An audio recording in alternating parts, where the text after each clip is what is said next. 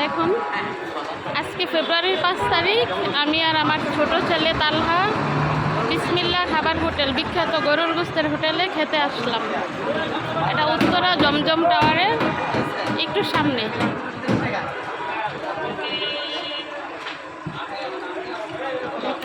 কত লোক,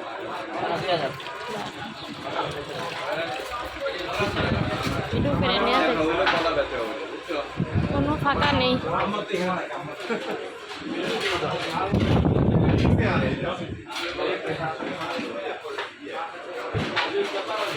আপুরও একটু ভিডিও করে নিয়ে যায়। আপু রান্না করতেছে, অনেক কষ্ট করে।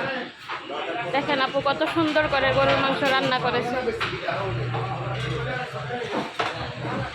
দেখেন